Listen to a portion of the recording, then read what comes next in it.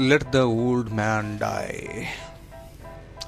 Naval Goddard ने एक बार one of his lectures I was listening to, जिसके अंदर वो ये लाइन बोलते हैं, let the old man die.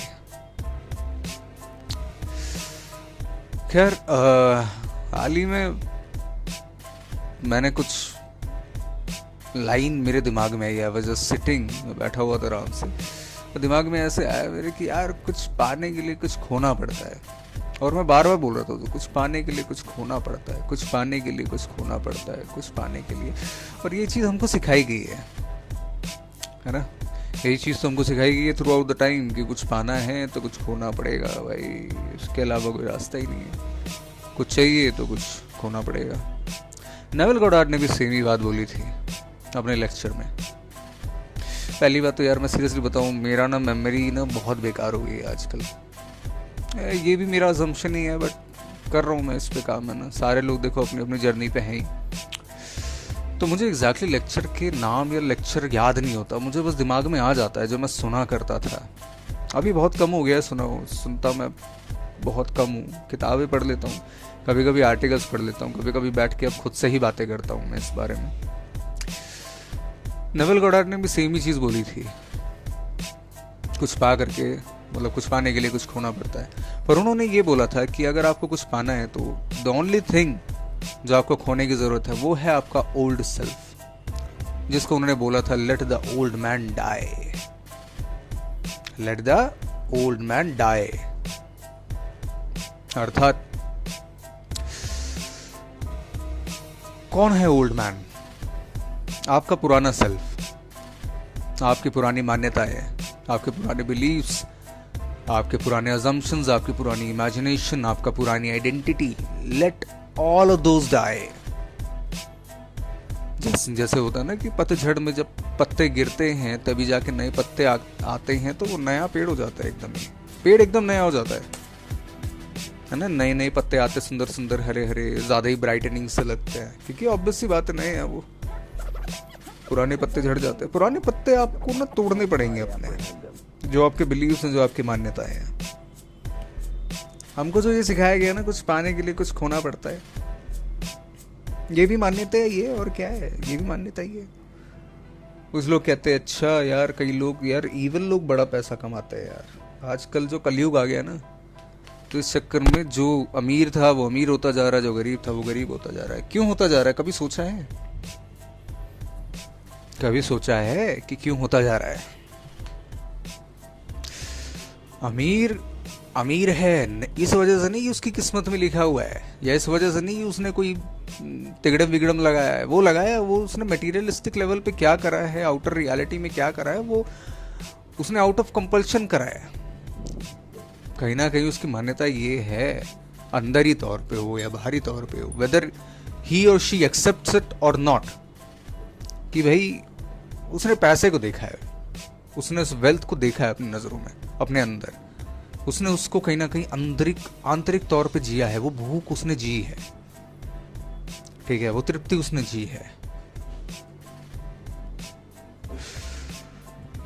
अब कई लोग होते हैं जो कहते हैं कि यार ये तो थोड़ी ओछी सी बात होगी, ये तो थोड़ी अजीब सी बात होगी कि यार हम नहीं मानते, मैं अमीर हूँ। कोई तुम में से कोई ना कोई जरूर होगा जो थोड़ा अमीर होगा। कोई कहेगा नहीं मैंने कभी सोचा नहीं ऐसा। कई लोग होंगे हाँ यार मैं सोचता तो था।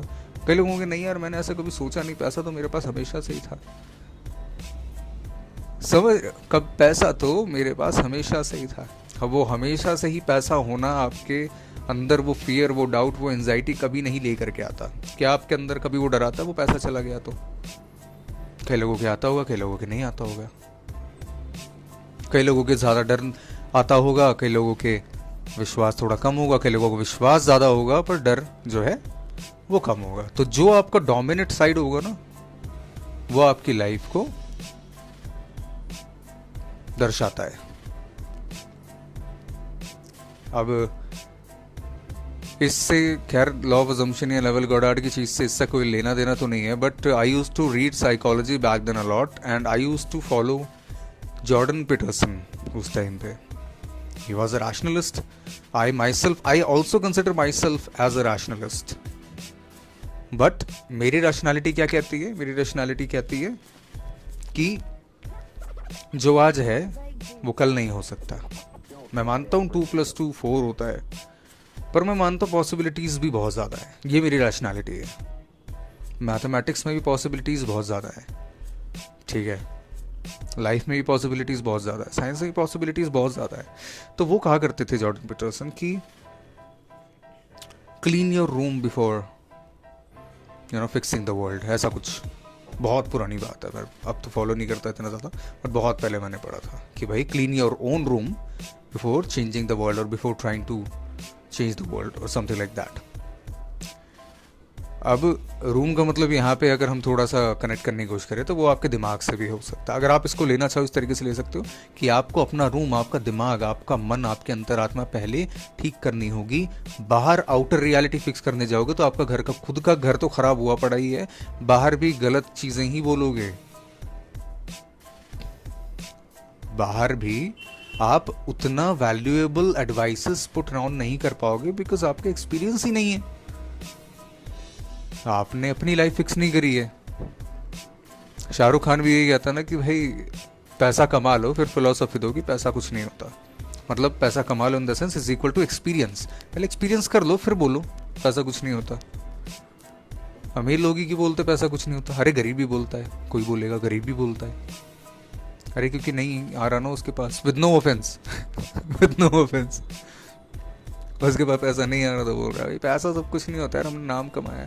जिन्हें नाम नहीं कमाया वो कह रहा है कि यार हमने कर्म कमाए, हमने किसी का बुरा नहीं करा, ऊपर जाके भगवान हमको स्वर्ग देगा नर्क देगा ब्ला ब्ला ब्ला. और उसमें नहीं जाते हैं, थोड़ा कंट्रोवर्शियल ना हो जाए. कंट्रोवर्शियल भी क्या ही होगा, कितने लोग देख रहे हो पता नहीं. हाँ, कुछ लोग अग्री करेंगे कुछ लोग नहीं करेंगे, बट कहाँ पे थे हम. हाँ, let the old man die. तो भाई मेरी बातें ऐसी होंगी, रॉई होंगी, कुछ भी बोलूँगा मैं फालतू, स्किप कर देना थोड़ा आगे, कोई दिक्कत नहीं है. Let the old man die मतलब पुरानी चीज़ें आपकी जाननी ज़रूरी है नई चीज़ों की जगह आने से पहले. जैसे कि एक और चीज़ मैंने शायद ब्रूस ली की देखी थी या कहाँ की देखी थी पता नहीं, I don't exactly remember. As I told you भाई मेरी मेमोरी माशाल्लाह. तो उसमें वो कहते हैं कि भाई आपको पहले अपना पुराना घड़े में से ना, पुराने जग में से पानी खाली करना पड़ेगा, तब आप उस जग को भर पाओगे. तो जब ट्रेनिंग के लिए कोई वहाँ पे कोई जाता है मास्टर के पास, तो मास्टर कहता है कि पहले अपने आप को खाली करके आओ, अंदर से अपने आप को खाली करके आओ. तो पुराने जो आपके डर हैं, फियर हैं, मान्यताएं हैं, वो सब हटा करके आओ और ज़ीरो से स्क्रैच से सीखो. तब जा कर के तुम बहुत इस कला में, इस मार्शल आर्ट्स में, व्हाटएवर कुंग फू ये वो सब पारंगत हो पाओगे. जो कि सही बात भी है.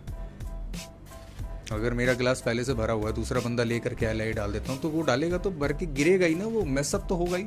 वही हमारे दिमाग के साथ होता है, वही हमारे मन के साथ होता है. पहले से ऑलरेडी मान्यताओं को मानते हो, नई मान्यताएं आपस में आती हैं, आपस में अंदर लड़ने लगती हैं, तुम्हारे मन में एक विषाद क्रिएट होता है, एक पॉइजन क्रिएट होता है जिसकी वजह से तुम एंग्शियस फील करते हो. फिर तुम एक जगह टेक्निक करने की कोशिश कर रहे हो, अंदर से तुम्हारा जो ऑटो पायलट पे जो मान्यताएं हैं वो कहती है कि ऐसा होता ही नहीं, तो कर ले जो मर्जी कर रहा है.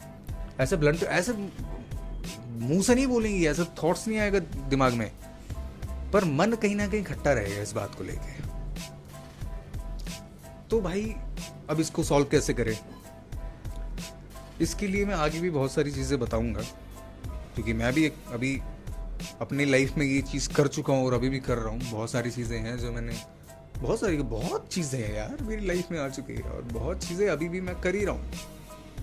धीरे धीरे सब होगा भाई. Everything is perfect, everything is perfect, everything is working out in my favour. To be honest, since the time that I was born, भाई सारी चीज़ें मेरे फेवर में वर्कआउट करी हैं. और मुझसे ज़्यादा नेगेटिव बंदा कोई नहीं था पहले. मैं रैशनैलिटी के नाम पे, मैं रैशनल हूँ, उसके नाम पे मैं पेसिमिज्म को रैशनैलिटी समझता था, बट ऐसा कुछ नहीं है. पेसिमिस्टिक होना आपकी रैशनैलिटी को नहीं दर्शाता है. खैर वो कुछ और टॉपिक है. तो इस चीज़ को करने के लिए सिंपल सी चीज़ है भाई, प्रैक्टिस. जैसे आपने पुरानी मान्यताओं को प्रैक्टिस कर करके, सुन के, इधर उधर से जान करके, एविडेंसेस उठा करके अपने दिमाग में स्ट्रॉन्ग करा ना, अब उनको हटाने के लिए आपको नई मान्यताओं को उससे ज़्यादा डोमिनेट बनाना पड़ेगा. डोमिनेट कैसे बनाना पड़ेगा? जैसे होता है ना कि आपने जैसे 10 प्लेट छोले भटूरे खा लिए, अब अगले दिन बैलेंस करने के लिए किसी ने बहुत ज़्यादा सैलड खा लिया, ऐसे नहीं होता है, आपको सैलड ही खाते रहना पड़ेगा। आपने 23 साल छोले भटूरे जंक फूड खाया है बाहर का, उसके बाद 1 महीना सैलड खा करके या वो खा करके, नॉर्मल क्या बोलते हैं उसको, डाइट वाला खाना खा करके, हेल्दी खाना खा करके आप लोग कह रहे बॉडी की नहीं बन रही यार। अरे ऐसे बनेगी, 23 साल गंदा खाना खाया है।